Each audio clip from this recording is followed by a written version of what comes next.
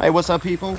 So I'm going to talk about 193 mounts a little bit, because I did a video about a year ago speaking on kind of the differences, because when I was trying to get into the 193 mount setup, there just wasn't a whole lot of videos. There was lots of people saying that it's awesome, but there wasn't a whole lot of videos kind of breaking down the differences, saying, okay, regular height 1.54 mounts are this high, 1/3 co-witness 1.65 I think, and then 1.93. so there wasn't really anybody talking about the real differences. So I put that video out there, and it's done fairly well. It's got over 10,000 views. For me, that's a lot.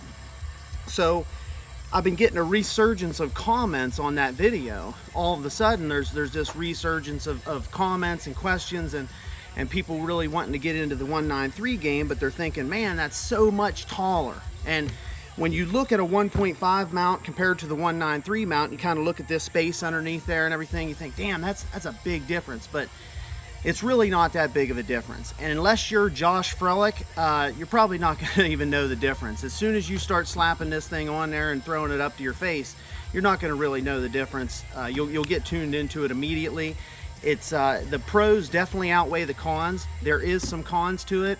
It makes height over bore more of an issue, and that's kind of shitty, but at the same time, the pros do outweigh the cons. The natural shooting position, you know, snapping it up to your eye and not having to bury your face in there, it's just more intuitive. It lets you stand up a little bit straighter from kind of the nipples up, and I like that. I don't stand up straight at all shooting an AR-15, and we'll talk about a little bit of recoil control and a little bit of shredding with AR-15s that a lot of people, a lot of contrarians on the internet just like to put nonsense out there. And the problem with putting shit out on the internet in instructional video types is you are talking to literally everyone, from day one beginner to advanced, you know, shooters with lots of experience and lots of times behind guns.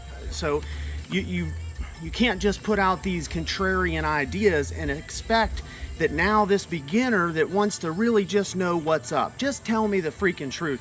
Now you got this guy saying this and this guy. Some people say, oh, you can just hold the rifle clear up here, it's no big deal. And of course they're just shooting a single target from 10 feet away.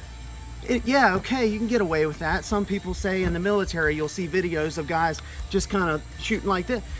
Yeah, they're tired, they're beat, and they're taking pot shots at someone that's 225 yards away with a 55 grain ammo or 62 grain ammo, and they're just sending rounds out there to keep the enemy's head down long enough to get something done. If that guy appeared and old boy popped up 14 feet away, that posture would change quite a bit. So let's get behind the guns, let's be super aggressive about it, and the more aggressive and meaner and dominant you get over this gun, the better it'll treat you. These things are literally built to be run the shit out of. They're meant to be beat up, run on hard, and just driving the guns. So the 193 scope mount helps with that a ton. And 1/3, I honestly think my favorite is about a 1/3.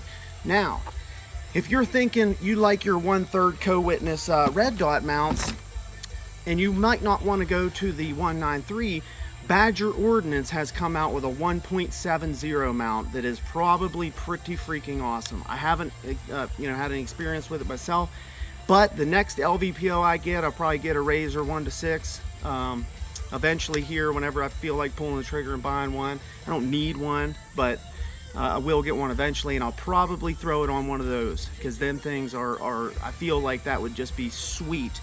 A real nice sweet spot. You get a little less height over bore issues, but you still get the upright posture, and basically that's probably the best you can go with right now, in my opinion. But the 193 also has a little bit of advantages in that too, and the big advantage is the closer the optic is to the rail, the more we have to smash down behind it. So if I'm in a weird ass position and I really do have to kind of shoot from a compromised position, I can't get buried in behind the gun and put some meat behind it, the 193 being a little bit further away allows me to just kind of lay my face on there in a weird way, whatever the hell it is, and I have more room to play with. Now, when you're snapping the gun up in those weird positions, or you're leaning out or something, that's actually going to make it a tiny bit harder to acquire it, because you're not just burying your face down onto it quite as much. But as you get better and better with it, the pros and cons thing starts to really disappear with some practice.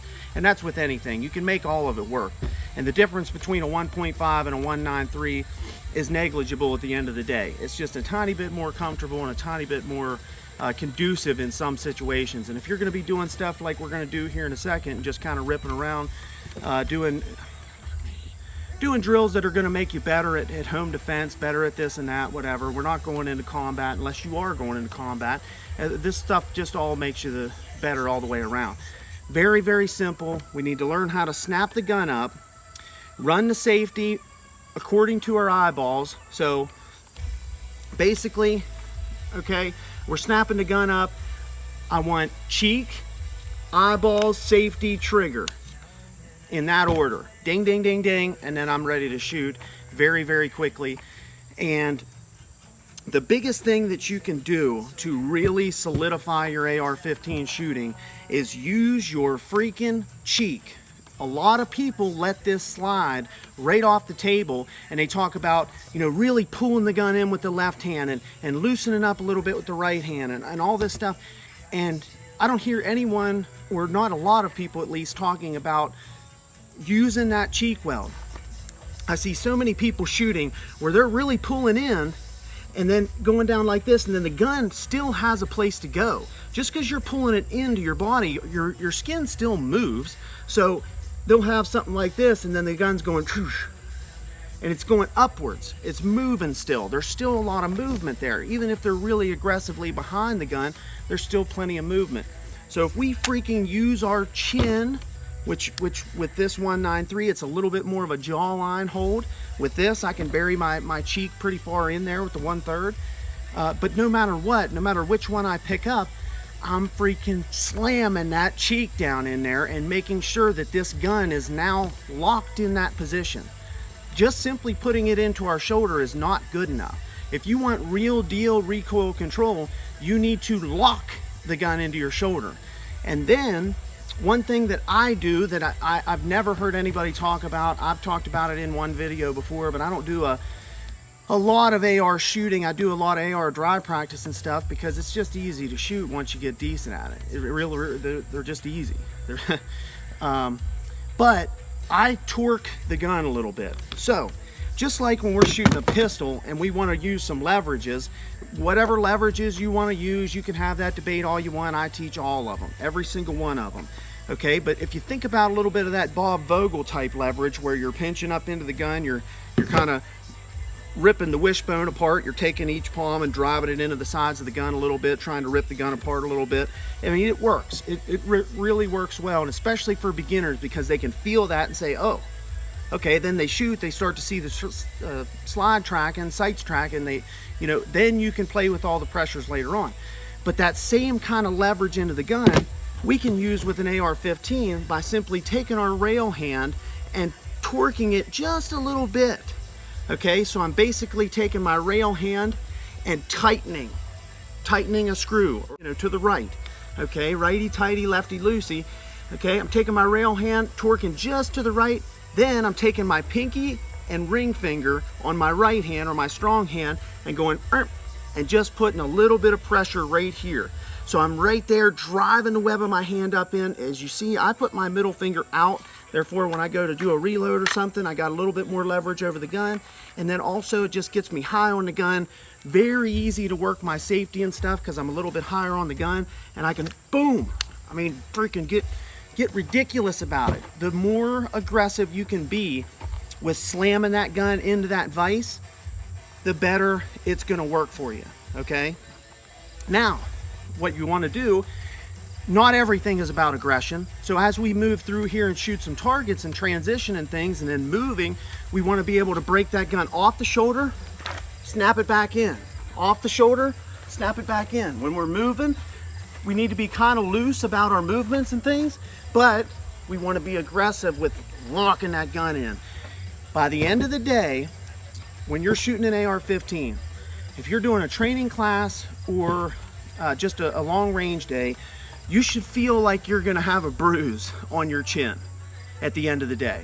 Your cheek, your chin, something should feel like, okay, I've been using that thing today. So That's a huge thing that gets left out. And then the little bit of a torque thing, I think that that can really make a difference for a lot of people, especially if you're not a brute, especially if you're a smaller guy or smaller lady, you know, underage folks. It's just huge to be able to get behind the gun, positive back angle, getting behind the damn thing, and then adding a little bit of extra leverages here and there can make all the difference. Now for me, a bigger guy, bigger upper body dude, I can get away with damn near anything and still make this thing run. But other people, especially beginners, need a little bit of loving here and there. They need some kind of way to cheat the system a little bit. We're with the pistol, all that kind of stuff, all those leverages, Seeklander style, push-pull style, using the trigger guard to leverage again, that's all just cheater bar type stuff that you're adding to your package to make it more solid. And when we're talking about practical shooting or defensive shooting, recoil control is the thing, okay? The reason these things are so cool, any gun, you could have a single shot gun, and if someone breaks into your house, if you put sights and triggers and the whole package together and go bang, and do the right work, you're gonna get a positive outcome. But the reason these things are so awesome is because you can make sure that you get that positive outcome by sending 4 more rounds into the same exact hole. Like, send it and get the job done. That's why these are so awesome for home defense, for, you know, civil problems, whatever the hell the case might be, whatever you want to use it for. But you know, it's just, the guns are so good because they're so easy to shoot. So let's cheat as much as we possibly can. The 193 mount, I know this started talking about an instructional video instead of just a mount video, but I'm telling you right now, just buy the thing. Okay, my other video has broke down of kind of the pros and cons a little bit more, but as far as I'm concerned, that 1.7 Badger mount, pretty freaking awesome. And then a 193 from, this is a Midwest Industries QD. It's a little heavier than some, but on a little package like this, weight's not really an issue. You got Geisley, you know, Scalar Works, all those companies make badass shit. So just get a good reputable mount and go to town. Buy a good LVPO, anything really. I mean, hell, Priming Arms options, Vortex has a million options. This little Steiner, although the price has gone up, hell, I got this mount and the scope for 575 bucks like 3 years ago, and now you can't even sniff this thing for 500. I don't know what the deal is. I mean, they're good, but I don't think it's worth 800 bucks. So anyway, let's do a little work. So let's use some barrels and some barricade stuff, and we'll just we'll send some rounds. Got some targets here. All the targets are nice and cleaned up. But this is the kind of practice, if you have this type of range, that you can set up. Otherwise, if you don't have this type of range, that you can set up whatever you want, kinda. Just small transition drills and then up drills. Okay, here, bang, here, bang. Working the safety, getting your safety really tuned in with your eyeballs. It's all pretty easy stuff.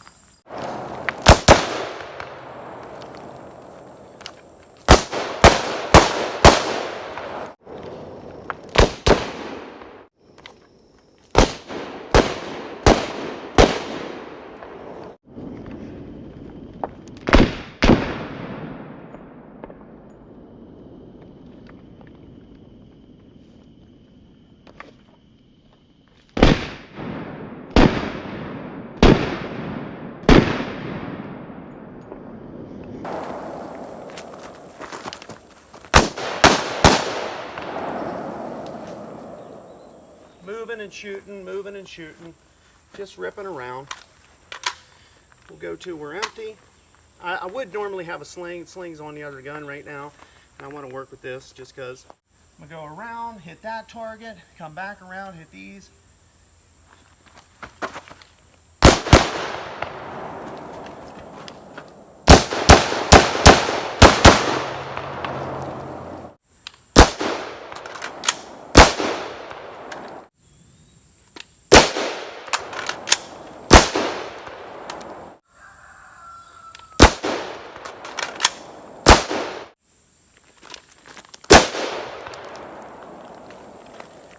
this thing runs good.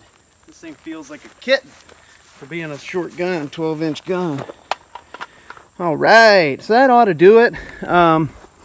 Like I said, just the practice is the biggest thing. Keeping your stuff together and having a tight package, and then really just working what you've got is the biggest thing.